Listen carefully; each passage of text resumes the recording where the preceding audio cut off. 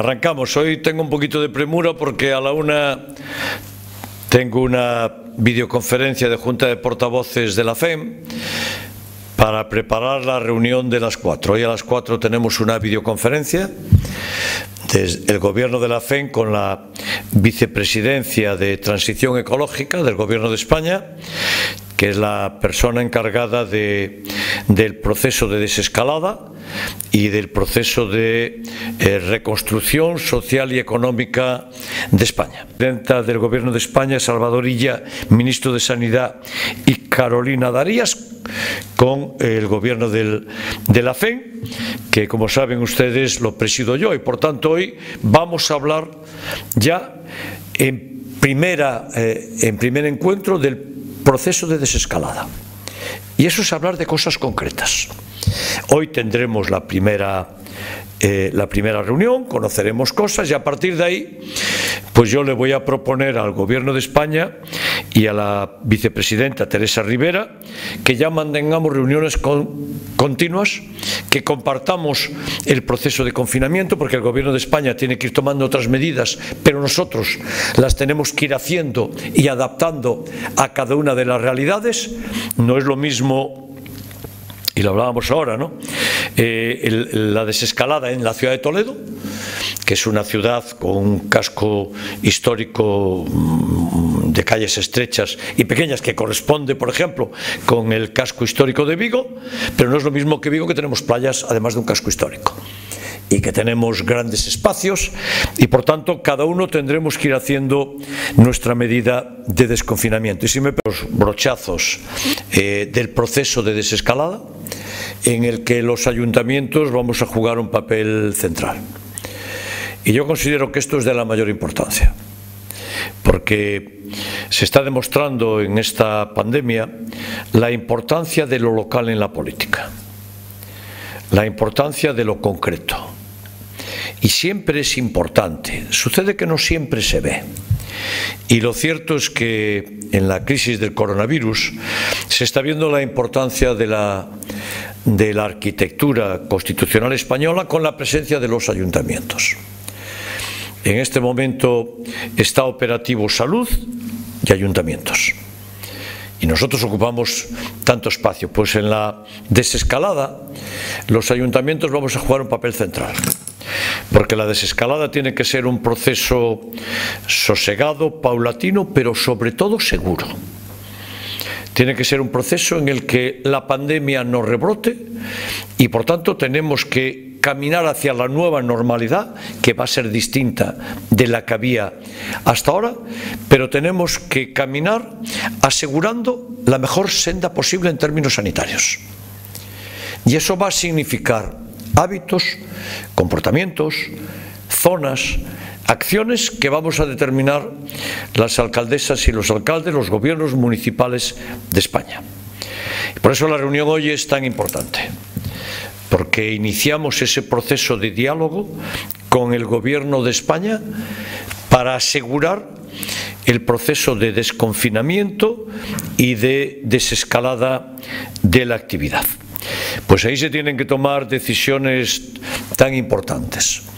Primero, del ritmo de incorporación, que va a ser distinto.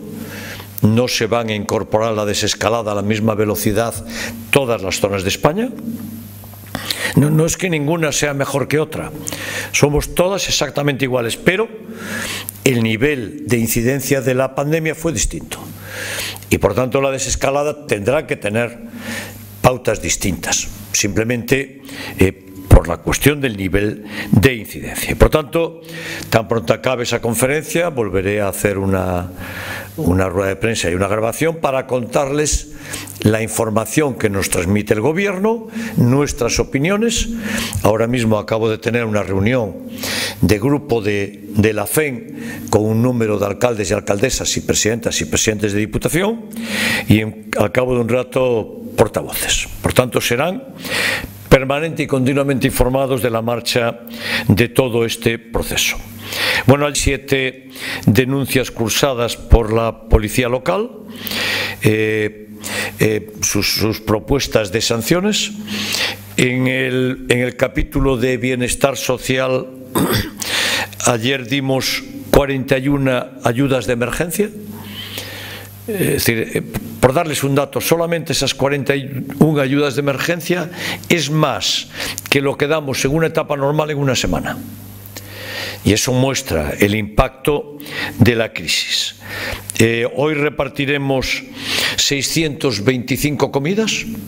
Es el día en la historia de esta ciudad en el que se reparten más comidas a familias, personas que las necesitan. Nunca se habían dado este número de comidas. Son 12 más que ayer, ya superamos las 625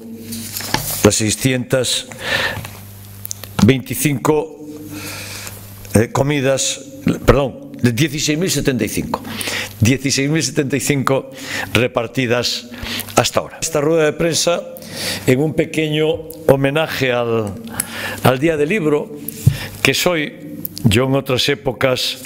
En este día pues estaba en mi etapa de escritor, estaba firmando libros en algunas ferias, en Barcelona, en Madrid y en algunos sitios, y lo que quiero es mandar un mensaje de la importancia del libro a todo Vigo, a todos los ciudadanos, a todas las ciudadanas, ¿no?